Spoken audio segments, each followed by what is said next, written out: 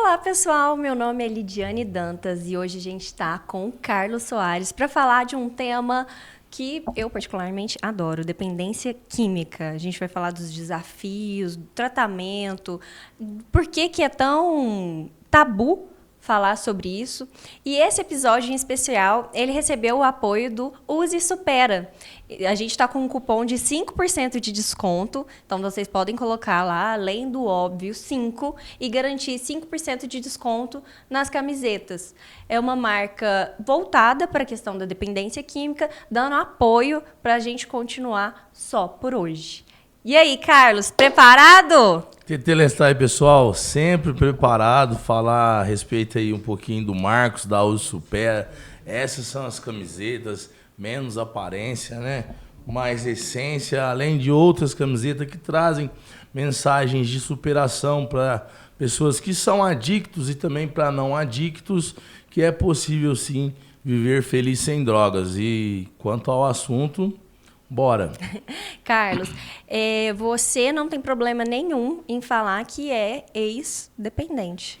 Na verdade, eu sou um dependente químico em recuperação. Uhum. Quando a gente usa esse termo ex-dependente, não existe uma pessoa que usou substâncias psicoativas, álcool e outras drogas, que vai deixar de ser um dependente. A diferença é que ele está agora em recuperação. Estar em recuperação não tira essa condição dele de ser dependente, porém agora ele vive um novo estilo de vida. Ele aprende a lidar com o vício e decide viver em sobriedade. Então, o termo ex-dependente muitas das vezes leva as pessoas a uma falsa sensação de controle que aquilo acabou. E não acabou, porque a doença, dependência química, o TUS, o transtorno de uso de substância, ela é progressiva, incurável e fatal. Então, ela é incurável, tanto cientificamente quanto tecnicamente. É lógico, as pessoas mais espiritualizadas,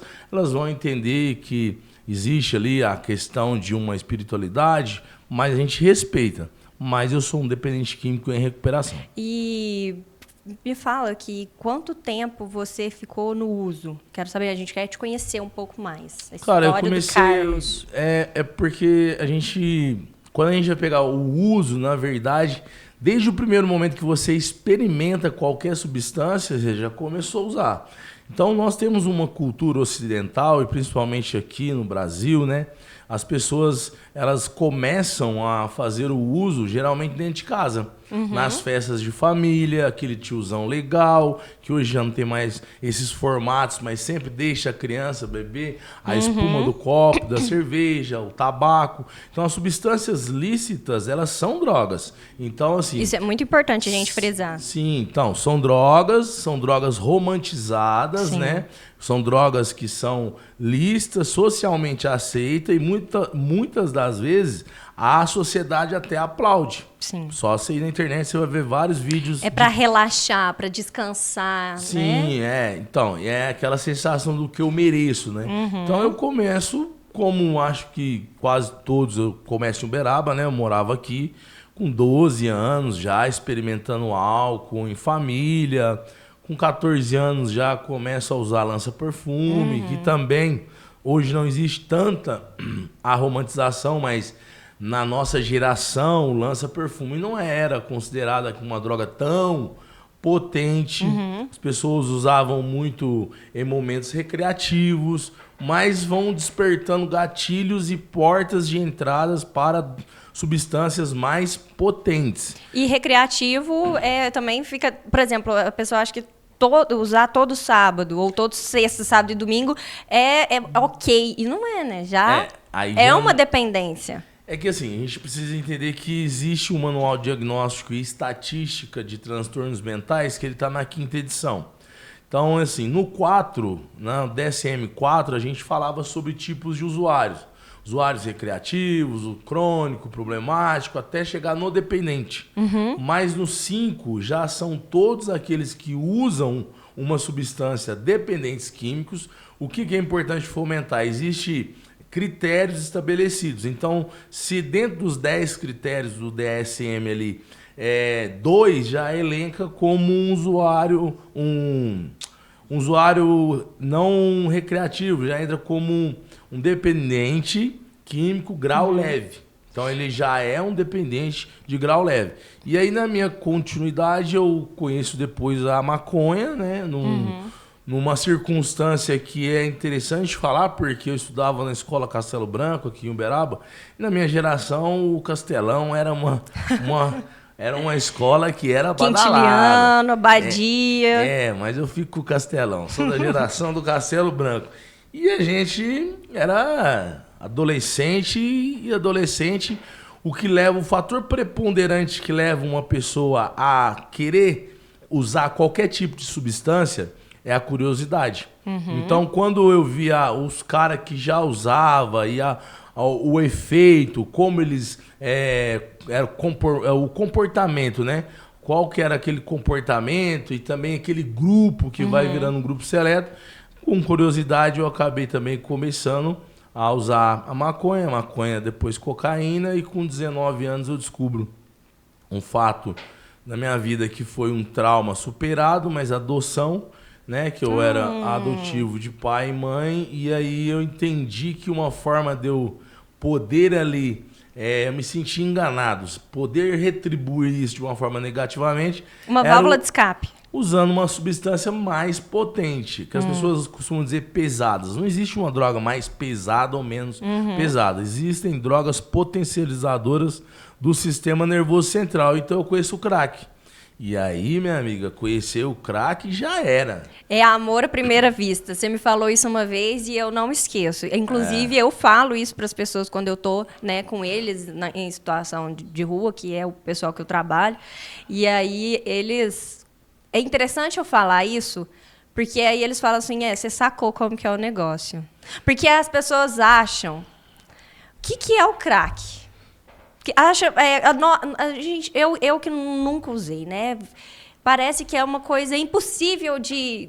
Como é que você vai usar isso? Porque a gente acha que é só as pessoas que já estão na rua que usa. E não é assim que se começa.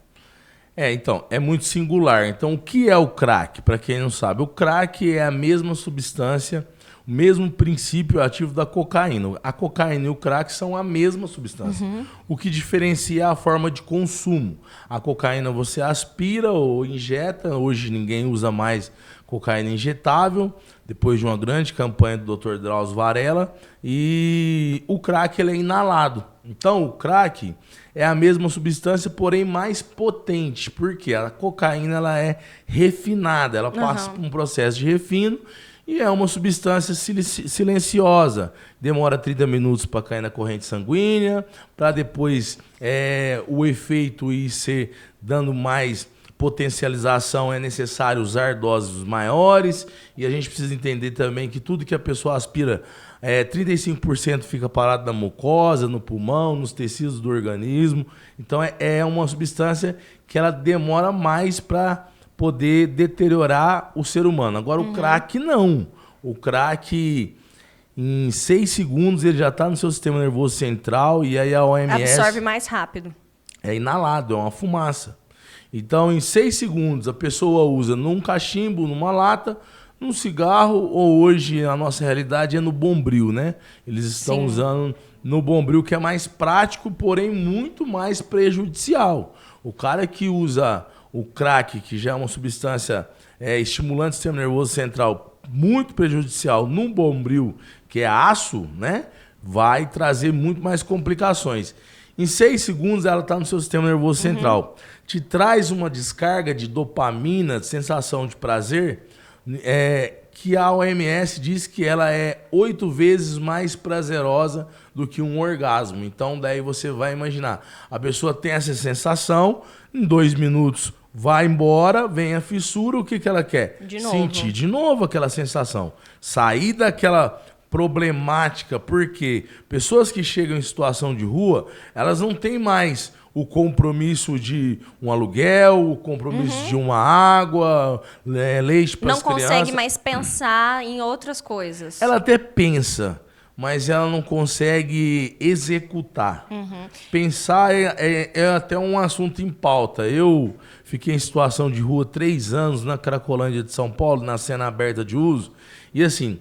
O dependente químico engana-se quem pensa que o dependente químico ele tá ali só porque ele quer estar, ou porque ele é um sem vergonha, ou porque ele não tem nenhuma qualidade. Muito pelo contrário. Que é só bandido, que é só... Você vai encontrar pessoas poliglotas, você vai encontrar pessoas com nível superior que, infelizmente, fizeram um episódio de uso, se viciaram e agora estão lutando contra uma doença. Já está lá no CID-11, desde o CID-10, na Classificação Internacional de Doenças, a dependência química é uma patologia.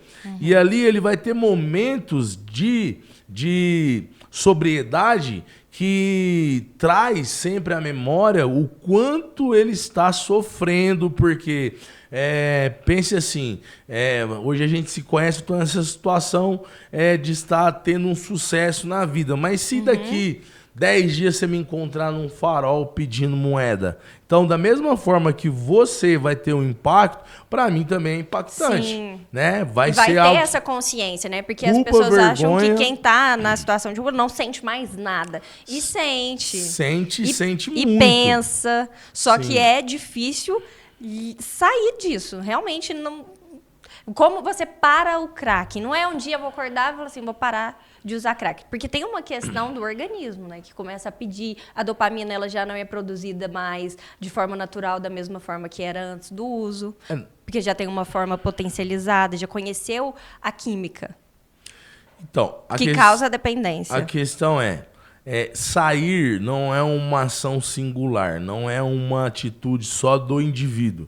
É necessário para que essa pessoa realmente consiga sair dessa condição que ela tenha um trabalho específico, sozinha ela não consegue. Que seja, e aí a gente vai para várias frentes, né? Que seja lá a ONG da igreja tal, que seja lá a ONG do centro espírita tal, ou que deveria ser, né, o mais assertivo, o trabalho do primeiro setor, porque o primeiro setor ele aborda a questão da redução de danos, que é um bom trabalho. Quem é o primeiro setor? O primeiro setor é o governo, o executivo, que deveria ter... Toda a cidade deveria ter uma comunidade terapêutica pública, porque a gente está falando de uma patologia, a gente está falando de uma doença que ela é bio, psico, sócio, espiritual, ela é multifatorial, ela abrange todos os setores do governo. Então ela abrange a segurança pública, porque o dependente químico ele se criminaliza, ele vai furtar, ele vai acabar furtando um fio de cobre, ou vai fazer pequenos assaltos, porque ele está no uso. É saúde mental e saúde física, é assistência social, é cidadania, é educação, é diversas áreas. Existe uma única classificação para a questão de dependência química? Ela é saúde? Ela é assistência social? Como que ela é classificada? Como eu te disse, ela é classificada como uma doença multifatorial. Ela é bio, ela é corpo. Então, todos esses órgãos precisavam dar assistência para esse público. Na verdade, existe muitos programas. Existe. A gente tem que levar em consideração o que já é feito.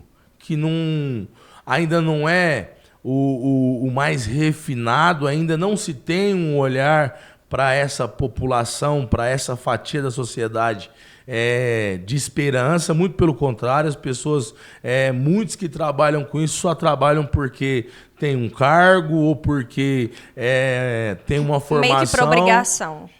Porque assim, a empatia, o amor pelo ser humano e a esperança, acreditar que aquela pessoa pode sair daquela condição, quando nós temos dados estatísticos que são tão baixos, porque a recaída é muito constante, sim, então eles começam a deixar muito de lado. Desanimar. Debaixo do tapete. Outra coisa, eu tive com um cara fantástico, um deputado federal, Otônio de Paula, ele falou claramente comigo em Brasília essas semanas atrás, por que o primeiro setor não dá tanta atenção para o dependente químico? O dependente químico não dá voto, não vota, né? Então, assim... E é um engano, né? Porque a família vota, ele se recuperando, é um cidadão ali ativo. É uma grande... É porque dá mais trabalho. Mas a questão, assim, quando você fala da família, a família foi a primeira a já não acreditar mais. Porque quando esse indivíduo ele sai do seio familiar, como você bem falou no começo da sua fala, ele não começou na rua, ele começou usando geralmente dentro do lar. Ele começou usando em pequenos grupos e ele começou já prejudicando essa família. Então a família, ela precisa entender que o amor exigente, ele é exigente. Sim. E ela não faz isso. Como codependente, que é uma outra doença, a codependência, o codependente ele não usa droga. A droga dele são os comportamentos do dependente. Então ele quer ter aquele senso de cuidado extremo, pagar dívida, né? Como que a família pode cuidar de uma pessoa que está na dependência química antes e perceber que não está tendo mais... Porque, assim, o dependente químico, ele manipula. Ele é manipulador. E aí tem sempre aquela frase, até só do álcool, fala assim, é só álcool, ou quando eu quiser parar, eu paro. E esse momento não chega, a maioria das vezes. Então, como que a família pode perceber e como que ela pode ajudar, contribuir?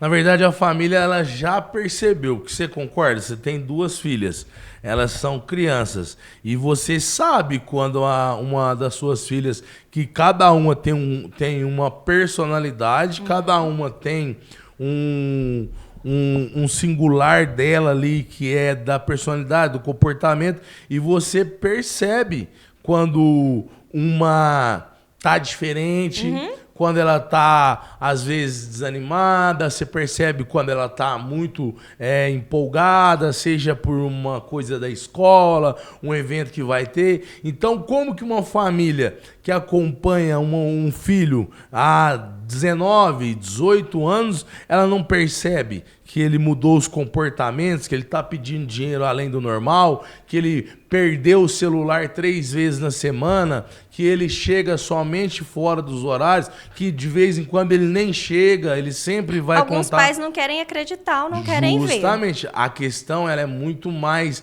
social. Aí é onde entra a questão social.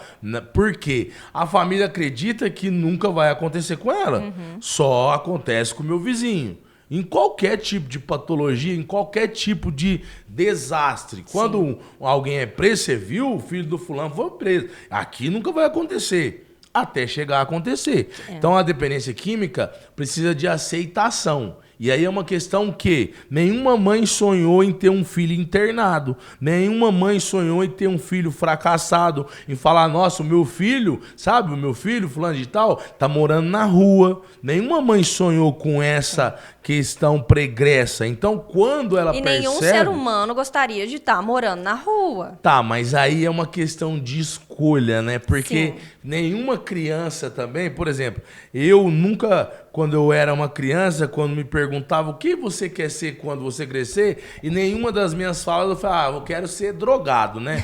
Eu vou querer ser um drogadão, ou depois eu quero ir lá conhecer a cadeia, eu quero ficar preso. Quero morar na rua. E depois morar debaixo de um viaduto lá em São Paulo. Ficar sem tomar banho.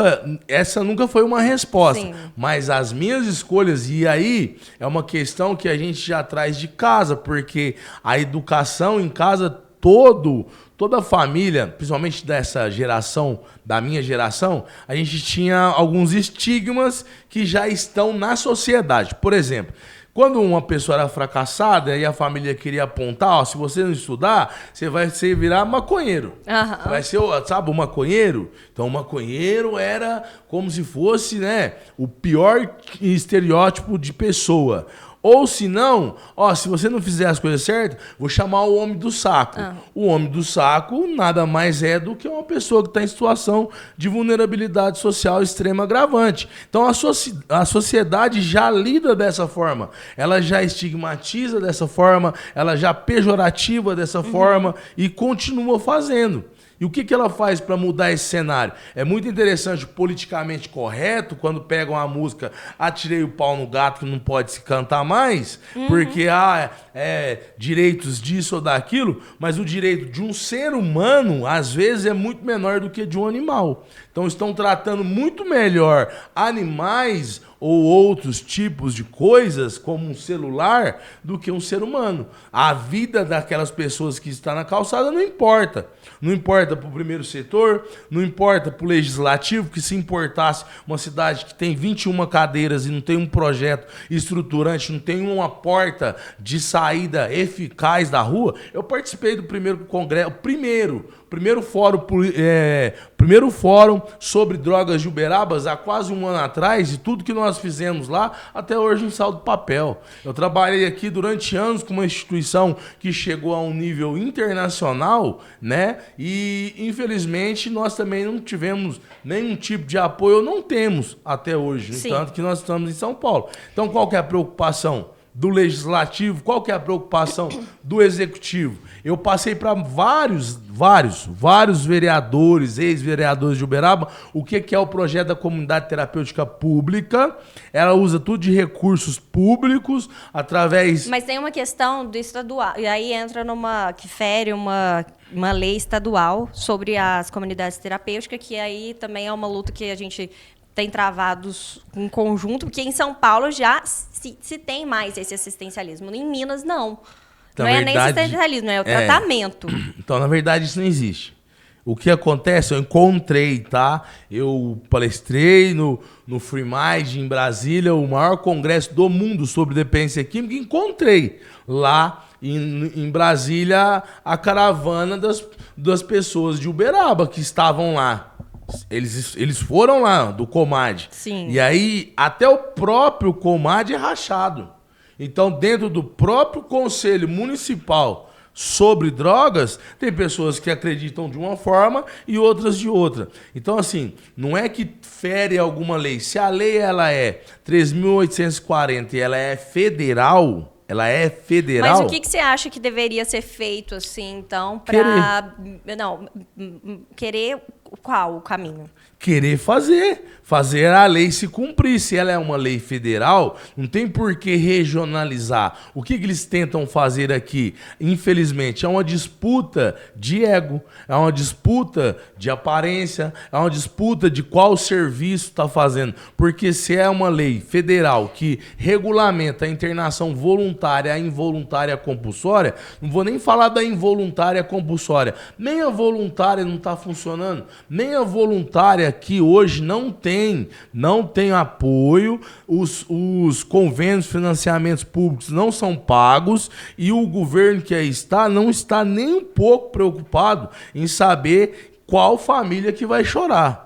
Até chegar lá, porque eu conheço, né? Quem está no poder hoje, conheço a raiz da família. E nós temos problemas de saúde mental aí dentro da família da governante de Uberaba. Eu conheço ela, conheço o marido dela, conheço o sogro dela, inclusive foram eles que me alugaram. A última chácara que o Fruto de Rua funcionou em Uberaba foi no Recreio dos Bandeirantes. E, assim, foram bem dificultosos para que a gente, quando nós ocupamos lá, e não apoiaram em parte alguma. Então, por quê? E por que fechou? Não fechou, o Fruto de Rua nunca fechou, tá? É importante você falar isso. O Fruto de Rua fechou? Muito pelo contrário. Nós tivemos uma interdição cautelar, parcial, por uma coisa que é jocosa, né? Na época, o Uberaba tinha uma promotoria que ela era totalmente contra todo e qualquer tipo de serviço que acolhesse dependentes químicos, né? E meados de 2020, eu tive uma comissão formada com 40 pessoas na instituição para poder fazer uma fiscalização que até aí tudo bem. Como eles não conseguiram, lá estava SEDES, estava saúde, estava vigilância sanitária, estava todo mundo que eu conheço, estudei, me formei, palestrei, todos agora naquela posição desconfortável de tentar fechar um serviço que era o melhor que tinha. Mas como a gente estava respaldado em tudo que eles queriam ali, não conseguiram fechar, eles foram para lacrar. Né? Mas não conseguiram, porque a gente tinha documentação e tinha índice de recuperação, que é o que a prefeitura não tem. Me fala qual que é o índice de recuperação. Mas aí entra numa questão assim... Só concluir para você entender. Tá. E aí o que acontece?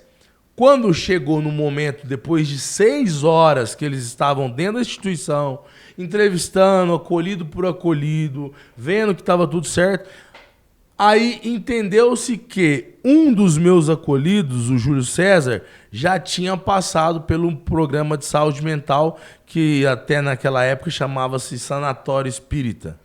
E aí, então... Que não é o lugar para dependente químico. Eu acho que isso é importante a gente falar, porque Sanatório Espírita, né, que hoje é o Maria Modesto, ele não trata dependência química. Então, e ainda assim se aceita dependentes químicos. E isso eu acho... grave. E misto, numa ala mista, né? E olha que interessante. Aí, quando chegou nesse momento...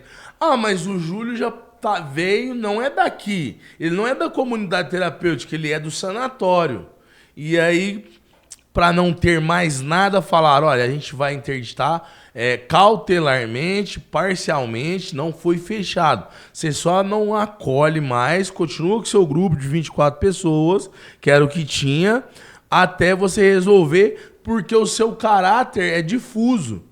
O que é um caráter difuso? Um caráter difuso é quando eu tenho, o termo correto é clientela, eu tenho uma clientela que ela tem um transtorno, que seja dependência química, mas ela desenvolveu uma comorbidade. Por exemplo, a esquizofrenia. E no caso dele, como ele era esquizofrênico e tinha passado primeiro nesse serviço, no entendimento, né, fantástico, que é assim, no trabalho fenomenal de Uberaba, eles entenderam que ele não poderia estar na comunidade terapêutica. Isso é uma piada, por quê? O que a gente tem que entender? Todo dependente químico que passar por múltiplos anos de uso ou por um uso intenso, ele vai desenvolver algum tipo de comorbidade. Ele vai ser como eu, um bipolar, ele vai ter um TDAH, porque ele está usando droga, ele não está comendo doce, paçoca, tomando Coca-Cola. Sim. Ele está usando substâncias que são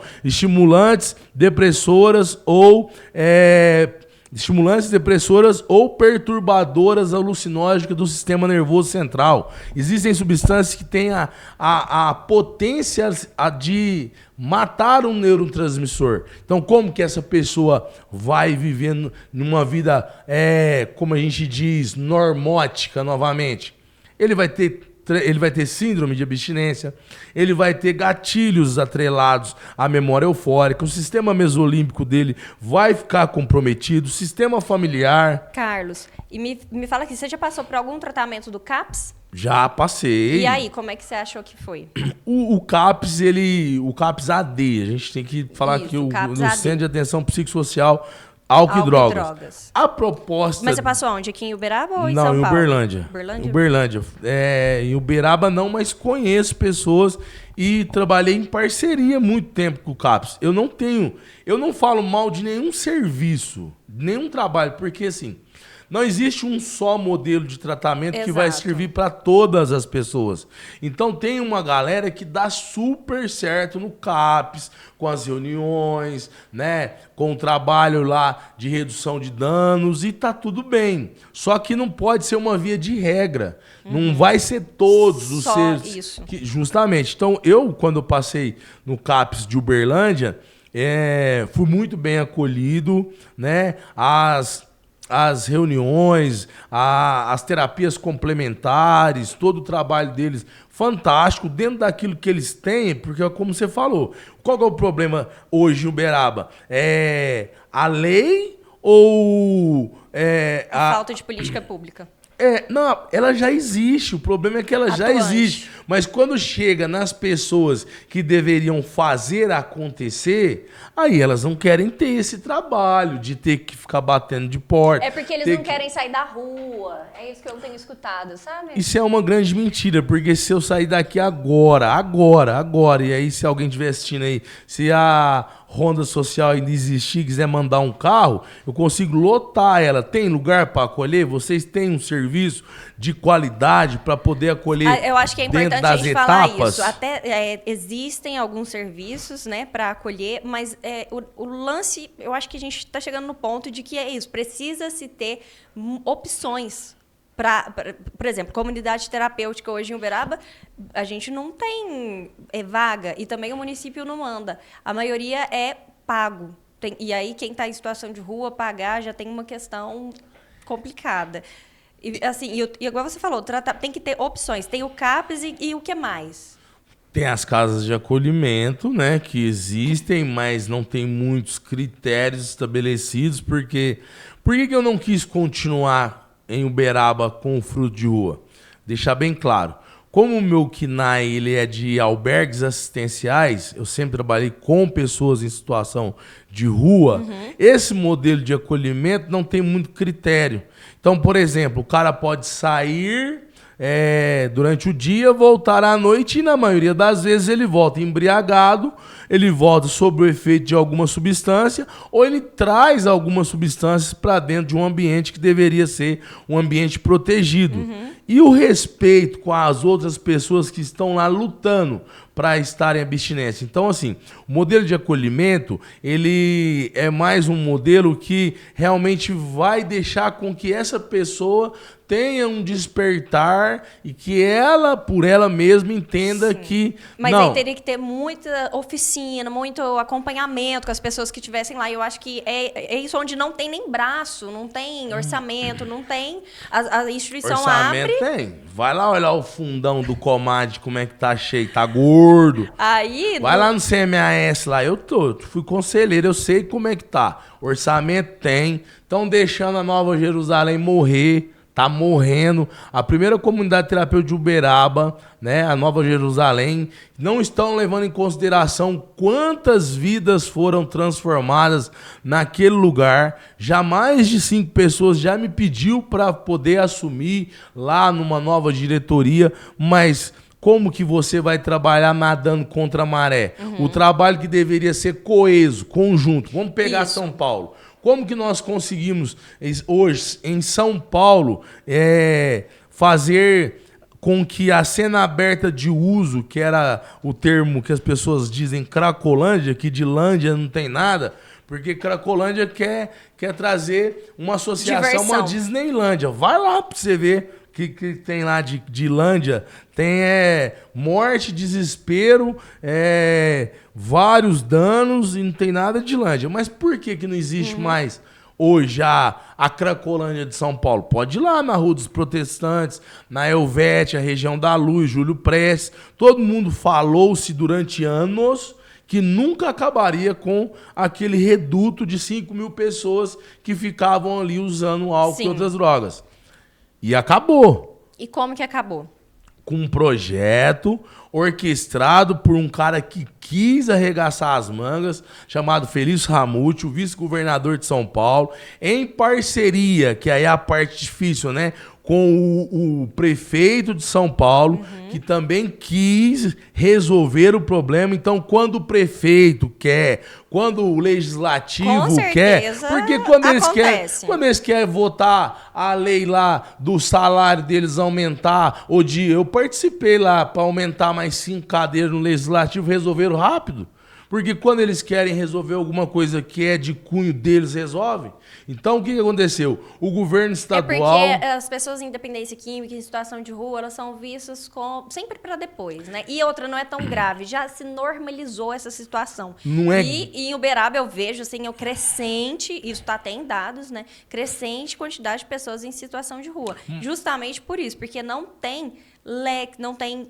não tem braços para fazer o trabalho acontecer. E mesmo que você vá dar ideias, não são muito bem-vindas. Mas, Carlos, quero voltar aqui para um ponto. Como é que você teve o seu despertar? Meu despertar eu tive na cadeia.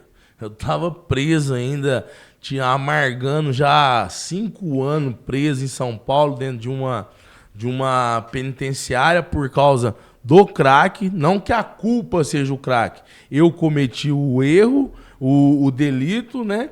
mas não sob o efeito também, porque o que a gente mais escuta é o seguinte: ele tá sob o efeito da droga. Por exemplo, teve um feminicídio agora aí. Aí a primeira coisa que o advogado de defesa vai fazer, que é o papel dele, é buscar um laudo psiquiátrico. Vamos falar que ele tem um transtorno, que é porque ele estava sob o efeito da droga. Então, assim, a droga não tem culpa nenhuma dos meus erros. Quando eu estava muito louco, eu escolhia o que eu queria fazer para conseguir mais dinheiro. Então eu errei, fui preso, paguei a minha cadeia que eu tinha que pagar, a minha dívida com a sociedade, só que isso não me rotulariza e eu acesso qualquer lugar. Eu sou delegado da FENACT em São Paulo, eu sou conselheiro. Então, assim... Sim, não estigmatiza. Mas despertar, foi lá dentro, você percebeu que estava no fundo do poço. Não, lá dentro eu já não tinha nem fundo mais, porque dentro do sistema penitenciário é um lugar tão pregresso que existem pessoas que acreditam que nunca mais vão sair de lá. Em algum momento também eu pensei que não sairia mais, ou se eu saísse? Vamos pegar essa vertente então. Qual o trabalho, qual o serviço qualificado hoje? Existe o Presp, que eu conheço as meninas, são 2 meninas que fazem um serviço legal, a Cefipa também faz, a CEAPA. Mas qual o serviço hoje do primeiro setor, novamente, para poder reinserir... isso é importante. Reintegrar isso é muito importante. Pessoas oriundas do sistema muito. penal. Qual que é a dupla função de pena? Quando a gente parte para a LEP, a Lei de Execução Penal, e aí eu quero mandar um abraço aqui para a juíza que é responsável, Solange de Borba. Ela é uma pessoa fantástica, a doutora Solange. Inclusive, Solange, estou precisando te conhecer, viu? Então, a doutora Solange é uma pessoa fantástica que está à frente aí da regional. Então, as pessoas que saem lá, a dupla função de pena é punir e recuperar.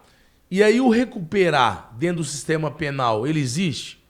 O recurso existe. Deixa eu contar uma história para ficar mais claro sobre isso aí que você está falando. Uma história que eu acompanho. Tem hoje em Uberaba um menino de 18 anos que foi preso aos 15 anos por um crime muito grave, terrível.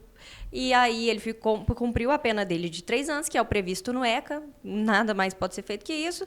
E com 18 anos ele saiu, né, do sistema prisional e foi para casa dele. 15 anos cometeu um crime que, né, olha como esse menino é destruído psicologicamente hoje. E aí ele foi para casa, tentou, né, se reencontrar, mas com muitos traumas, voltou para o uso de drogas e acabou caindo na cocaína, no crack. Hoje, já tem cerca de uns 6 meses que ele está em situação de rua. E eu mesmo tentei, estou com ele ali, tentando fazer algo. Tem a parte dele querer, mas hoje o que eu sinto é falta de apoio também. Por quê? A gente levou ele para casa de acolhimento, bem como você falou. Ele teve uma abstinência muito forte e o fato dele poder sair, ele foi embora e pronto. E aí, no mesmo dia, eu passei no mesmo lugar e ele estava lá muito doido. Porque as pessoas precisam entender que a pessoa com dependência química, ela precisa de um tratamento. Ela precisa estar com... Isso precisa da contenção. Na maioria dos casos. Eu ouso dizer que é a maioria dos casos. Isso daí, assim, a gente não pode colocar todos dentro da mesma caixa, né? Falar assim, eles precisam de uma contenção. Porque, assim, a contenção, ela tá lá dentro do Corém, né? Tem uma resolução, dentro do CFM também, mas em uma instituição que está totalmente adequada, regulamentada para tal serviço. Então, hoje em Uberaba não existe essa instituição. Primeiro, que tem um encaminhamento médico. Depois, que tem essa instituição toda regulamentada dentro da RDC 50. Mas tem as comunidades terapêuticas. A comunidade terapêutica não é RDC 50, é RDC 29. Então, assim, tem uma grande diferença. A diferença da RDC 50, a resolução do Diretório Colegiado 50, é para um serviço ambulatorial, serviço médico, Serviço de contenção, onde que até medicamentosamente ele pode ser contido, onde ele vai ser Maria acompanhado. Modesto, Mas que não é para dependência química. Eu estou provocando justamente para isso. Então, Maria Modesto não é contenção para dependência química. Mas Essa porta deve ser totalmente fechada porque atrapalha o serviço deles, do próprio serviço que ele é focado para transtorno mental e não dependência química, e aí bagunça lá porque não tem para onde mandar, não tem para onde levar. Mas aí eu discordo da questão de que fechar não é uma... Não, quando começar a fechar e os problemas começarem a ficar graves, aí eu acho que talvez movimento, porque a gente tenta de tantas outras formas e não se resolve nada. A gente tenta com diálogo, a gente tenta junto, a gente tenta provocando e não se querem tratar sobre essa problemática. Mas fechar é um desserviço. Então, assim, quando não se tem nada, o que tem-se acaba servindo para alguma coisa. Então, assim, o que poderia ser feito, que foi o que a gente abordou lá no fórum? Qual vai ser a porta de saída? Então, como foi feito lá na Cracolândia? Primeiro, aqui no Uberaba não existe essa cena aberta tão relevante. Ah, não, existe sim. Lá no Zote é muito. Não, mas aí a gente tá falando de 5 mil pessoas. Não, mas pra cidade de Uberaba ter 30... Tá, mas aí... Você esteve lá comigo. Sim. E você viu, e você viu um período muito pequeno e pontual. E já viu o quê? Uns 15? Tá, mas tem umas 30 pessoas morando lá. E aí, a desculpa que eu venho ouvindo é sempre assim, não, mas é porque eles ficam lá num lugar que não é nosso, nós não podemos fazer nada por aquele lugar. Eu fico assim, de nada. Tudo que você sabe e o que eu sei, qualquer pessoa de bem de Uberaba sabe que se tem alguém, por exemplo, no farol ali da Guilherme Ferreira, no posto de gasolina ali, se tem alguém ali pedindo moeda, é porque muito próximo tem alguém vendendo substância. Se tem alguém em um outro farol, todos os lugares, toda a população sabe. Então, se o Zote, o Poço Zote, é um lugar onde essas pessoas ficam lá em situação de rua, mas se acolhem lá naqueles escombros, isso aí não é de agora, isso aí já tem 20 anos. Já passou a era de governo que foi reeleito, de governos que...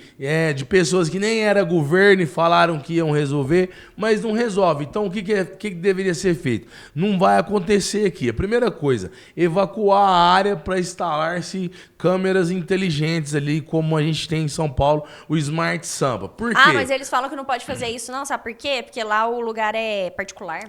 Mas o poste da rua não é particular. Outra coisa, também não pode limpar a área ali, também nunca é mantida limpa. Se a gente passar lá todos os dias, todo dia tá sujo. E isso é importante a gente falar, que quando tem um lugar sujo, quando a cidade está mal pintada, tem uma maior concentração de pessoas em situação de rua, porque elas se sentem pertencentes. Então vamos lá, dentro do que você falou. Então a gente tem uma cidade que está desleixada. Se não pode a prefeitura limpar... Aí, por exemplo, eu tenho imóveis em Uberaba. Se eu corto a árvore da minha rua, a prefeitura me multa. Por causa da lei verde lá. Se acontece lá, um vizinho fala que o mato do meu quintal tá alto, que tá tendo lá animais peçonhentos, a prefeitura também manda lá rápido um carro. Então por que a prefeitura não vai lá no dono do imóvel, do prédio, do imóvel, que inclusive faz receita com isso, porque tem vários outdoors lá, sim, e todo mundo sabe de quem que é, e manda fechar, lacrar, ou manda demolir. Não, colocaram, não, mas mandaram, agora eles colocaram um muro assim, que o pessoal quebrou o muro, aí eles escreveram lá, por favor, não quebrem o muro. Gente, parece que o povo não tá morando no Brasil, assim, então, eu acho que ia estar morando em outro lugar. Aí existem muitas coisas, por exemplo, é porque não quer ser feito. Ali, então por que a prefeitura, junto com o Estado, não se une e ali seria um ótimo lugar para se fazer um hub. O hub, ele quando vem o trabalho da Cracolândia, colocou primeiro o Smart Sampa, né? Porque a maioria das pessoas, elas estão foragidas do sistema penal, sim, então ninguém fica foragido de São Paulo, de qualquer lugar do Brasil. Se você for lá, pode estar de bigode, o que vai ser. Primeiro, o que eles fizeram?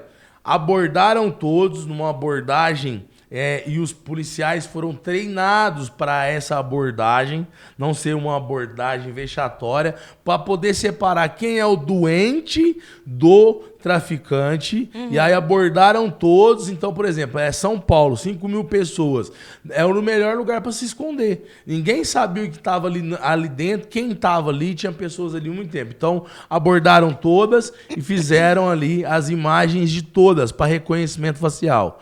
Enquanto eles retiravam as pessoas da Helvétia, porque aí a Cracolândia ela migra rápido, instalaram-se todos Smart Sampa lá. Outra coisa que foi muito importante, aí por isso tem que querer. O governo de São Paulo conseguiu, através do judiciário, uma liminar aonde que o vídeo e a foto de uma pessoa vendendo droga se tornasse, qualificasse um flagrante. Então, assim, porque antes não existia, só se qualificava no flagrante se pegasse. Como era um lugar transitório que não dava para pegar, então eles tinham ali as imagens, os vídeos, a pessoa comercializando. Então, quando essa pessoa era abordada em qualquer outro lugar da cidade, ela já era detida, então vai se tirando a força. Eu acho importante a gente falar uma coisa, que quando a gente fala de dependente químico e a gente culpabiliza não, a gente coloca a responsabilidade bastante no Estado, né, no município, nas pessoas, na política em si. As pessoas acham que a gente está defendendo bandido ou defendendo usuário, e não é essa a ideia, né? Eu acho que é importante a gente esclarecer esse ponto. A gente sabe da responsabilidade individual que cada um tem sobre si e para com a sociedade, para com a própria família. A responsabilidade da família com essas pessoas, mas e que a gente depende também de um serviço que precisava de querer fazer. Porque tem como fazer, né? Eu acho que o ponto é esse, tem como fazer. E a gente não está aqui para falar que são vítimas da sociedade, porque não é isso. Mas a questão é o seguinte, se eles se incomodam, então não tivessem se colocado à disposição para tal cargo. Se você não quer cobrança no legislativo, para que você candidato a vereador? Não cobra. Por se você quis ser prefeito da cidade para resolver o problema, então porque agora não quer tratar do problema, queria tratar de qual parte? Eu entendo, por exemplo, que a Secretaria de Desenvolvimento Social, as pessoas falam assim, você protege o Nery. Não, eu não protejo o Nery. O Nery, para mim, hoje, é um dos melhores dessa última levada aí de secretários, que eu conheci todos, conheci o Idaiá, conheci o finado Marco Túlio, eu trabalhei com essas pessoas. O Nery é um dos melhores que tem, porque ele ainda tem essa ótica de preocupação, mas aí o cara vai fazer o quê se as ferramentas que ele tem são limitadas? E aí a Secretaria de Desenvolvimento Social, ela cuida da LPI, ela cuida da alta complexidade das crianças, ela cuida da creche, é várias pastas dentro de uma só pasta.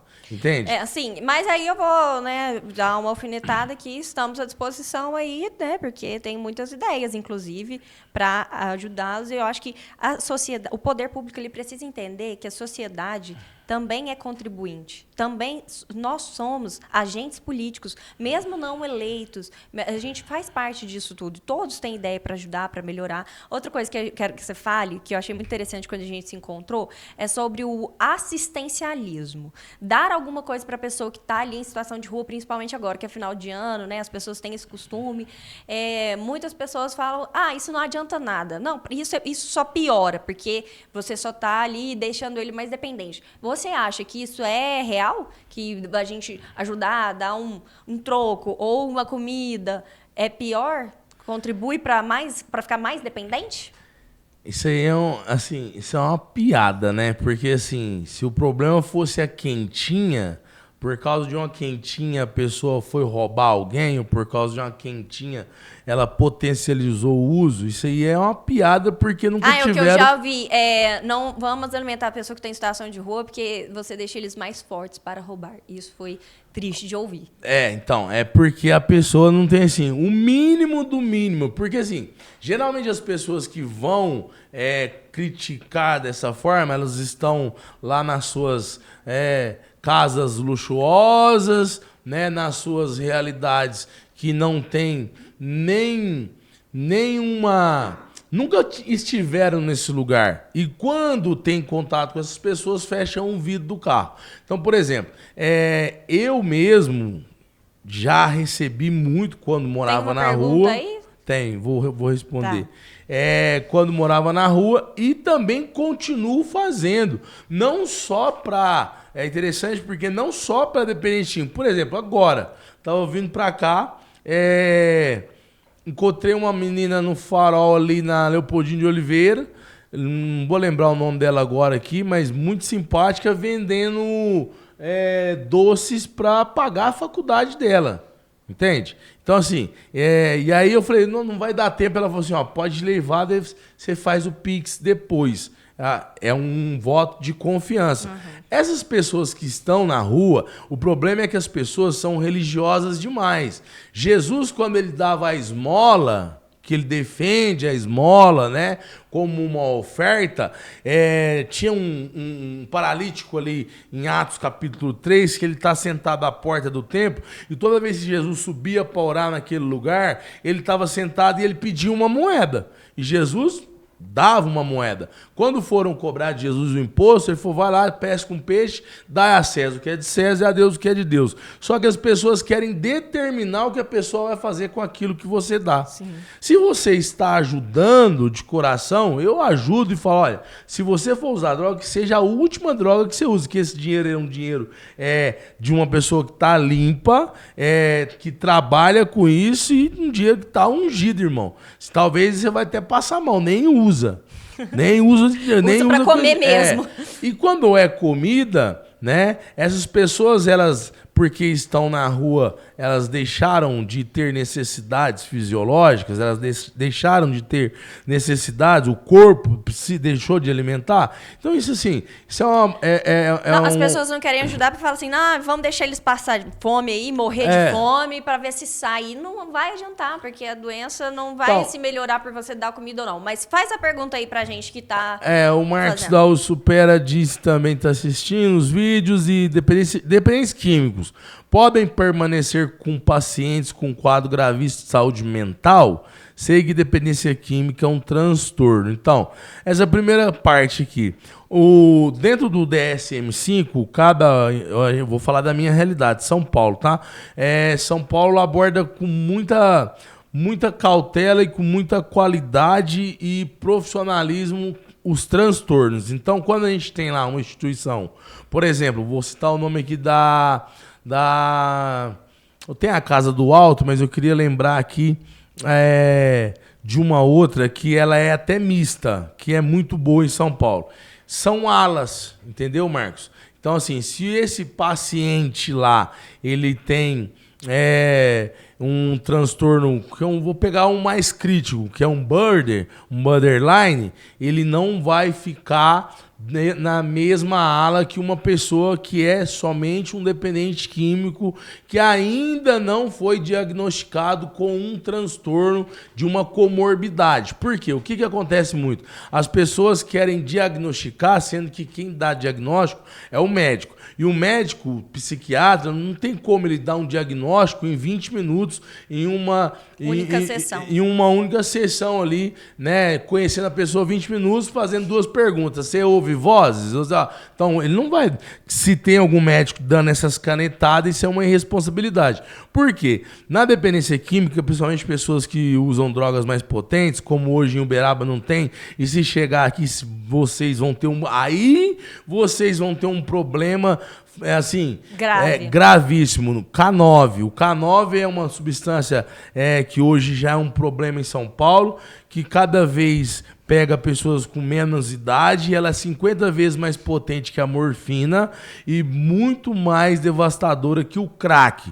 Então, quando essa pessoa entra em abstinência, aí é uma parte do que você falou, ele teve uma abstinência muito forte. Ele teve uma síndrome, que é um conjunto de fatores, né, de sintomas da abstinência. Porque a abstinência, o que é? Estar absteme. Então, por exemplo, eu vou resolver estar absteme de internet. Não vou usar mais a internet.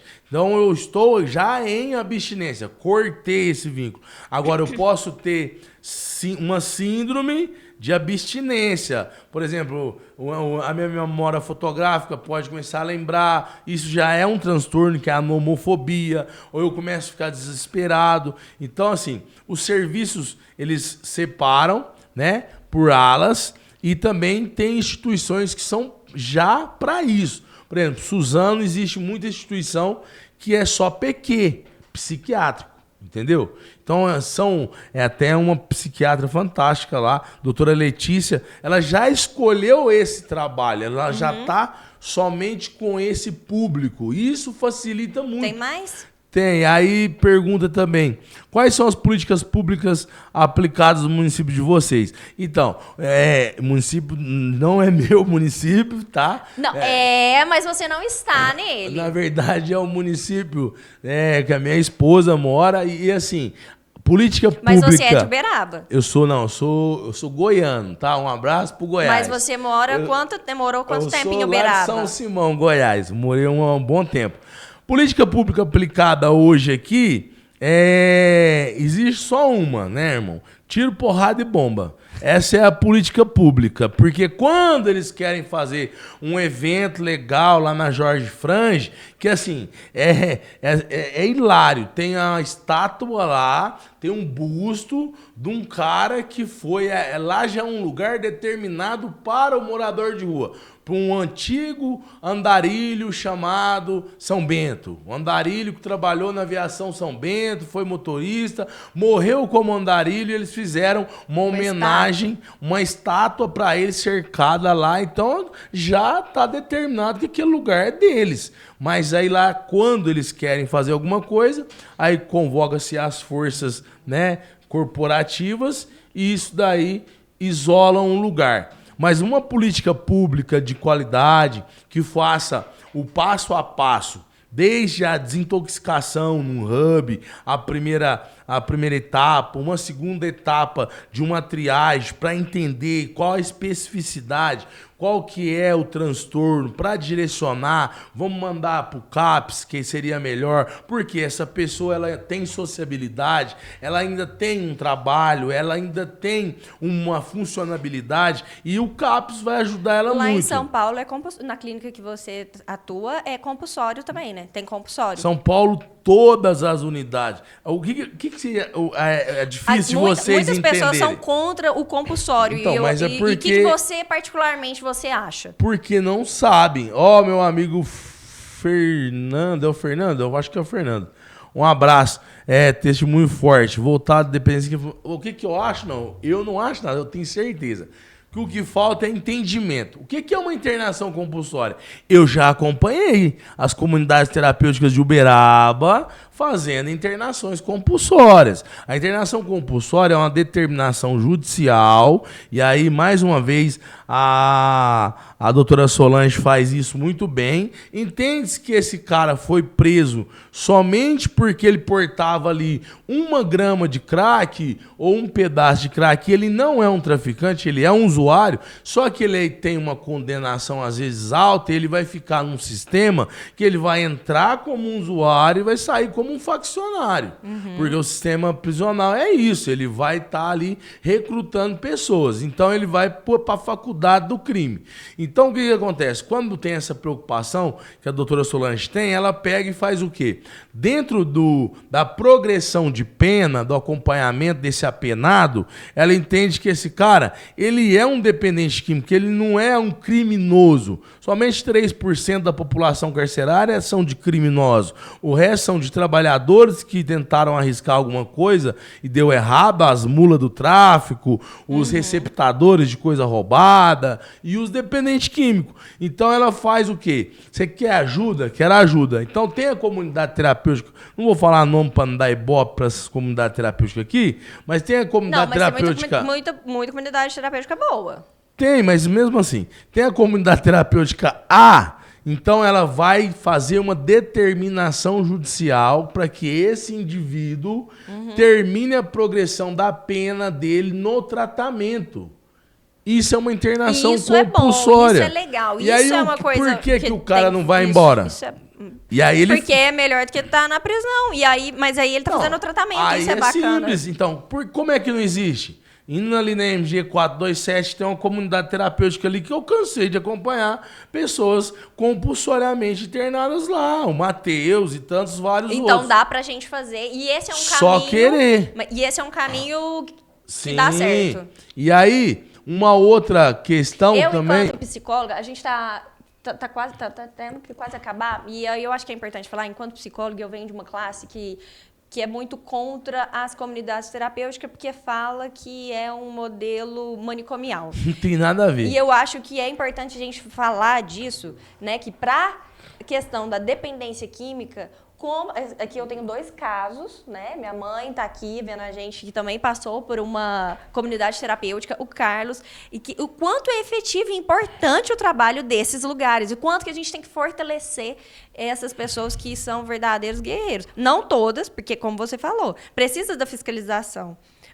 Mas precisa do apoio também. Em todas as áreas da sociedade existem os serviços de excelência, existem os serviços que são clandestinos. E, às vezes, até alguns regulamentados praticam maus tratos. Então, o maus tratos não é só quando a pessoa apanha, é quando ela não tem uma alimentação adequada, de qualidade, é quando ela não tem um lugar, se for para ela dormir igual ela dormia na rua, não precisa montar uma comunidade terapêutica. Então, a comunidade terapêutica, ela tem que oferecer para essa pessoa um serviço de qualidade, um acompanhamento psicológico, psiquiátrico, terapêutico, ela tem que ter lá assistente social para voltar a fazer o processo de reintegração dessa pessoa, se ele não tem documento, se ele não tem serviço, porque ele não vai ficar na comunidade terapêutica a vida toda, ele vai voltar para a sociedade.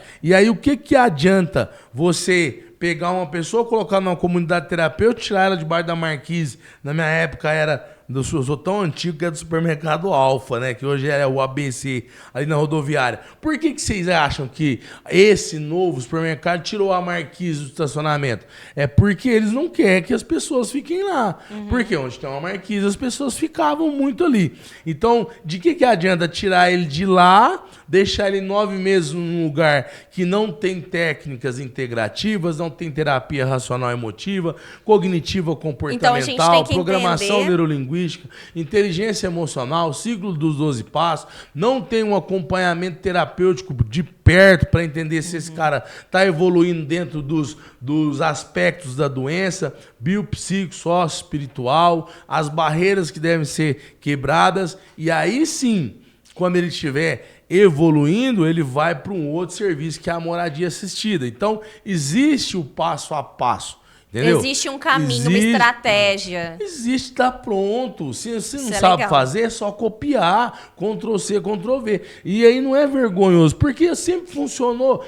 Se falarem que não funciona, eu vou apresentar para a prefeitura aí 30 mil atendimentos e que eu, como instituição, fiz sem nenhum real de vocês, que eu nunca tive nenhum convênio, nunca precisei da prefeitura de Uberaba para nada, só nenhum real, tá? E tem vários encaminhamentos de vocês lá guardados até hoje, de outros governos. E porque a sociedade, ela tem que clamar por isso. Por exemplo, eu vou usar o nome de uma pessoa aqui que eu vi quando eu entrei aqui, porque eu tenho certeza que ela não vai achar ruim. Marina Kadelka. A Marina Kadelka é uma pessoa que me ajudou muito. Ajudou muito quando eu fazia lá as minhas quentinhas para vender, para poder fazer recurso para manter a instituição. Então a gente estudava junto na WhatsApp, ela tinha lá, muito antes da Maple, de tudo mais, a Marina sempre ajudou, é uma pessoa da sociedade. Sim. E assim como a Ciabote, outras pessoas também, Misson, Paulo Misson, todo mundo ajudava. É porque a sociedade, tem uma parte da sociedade que mobiliza para essa causa. Na verdade, não é que tem uma parte, é que se você chegar na sociedade com um projeto sério, com um portfólio, com o que falta nos serviços? Chama LENAD, levantamento de dados. Tem o LECUCA também, que é outro levantamento. Quando você tem dados evidências, olha. Tá vendo projeto. Tá vendo esse cara aqui, ó? Projeto. Ricardo, ele é um protético hoje, o maior protético de Uberaba. Mas eu encontrei ele dormindo num plástico bolha lá em Franca.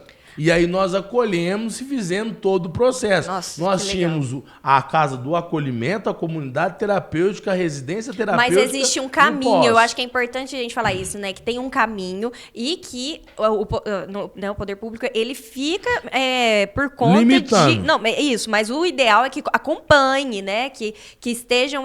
Outra coisa que eu acho interessante, que as pessoas não entendem muito, né? Assim, o porquê que eu chamo o Carlos para falar de dependência química? Porque eu acho que não tem nada melhor do que alguém que já passou pela doença, está, né, tratando isso, e ainda eu te admiro muito, porque os lugares que você tem chegado, e os lugares que você vai chegar com isso, e sem vergonha da sua história, né, e mostrando que tem jeito de fazer dar certo, e que as pessoas dependentes químicas ou em situação de rua, elas nem todas estão só porque quer. Porque esse eu acho que é um argumento que a gente tem que abolir do nosso vocabulário. Sim.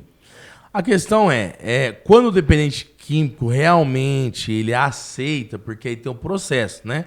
Tem o processo do luto, da negação e da aceitação, que ele entende, admite e aceita que a vida dele se tornou incontrolável, que ele agora tem que viver em abstinência, não tem pra onde ele correr. Não adianta mais ele querer viver uma vida normal, que não vai ser normal. Então, por exemplo, não adianta ele querer ir num happy hour, ou agora no final do ano aí numa confraternização da empresa e achar que ele vai ficar só no shopping, que quando todo mundo for embora, ele vai lá pra biqueira procurar cocaína ou crack. Ele vai recair. Então, enquanto ele não aceita que ele, felizmente ou infelizmente, para mim hoje eu acredito que é uma bênção. Ele é um dependente químico, então é um tripé que eu entendi lá em 2014. Primeiro, poder superior, independente, tá?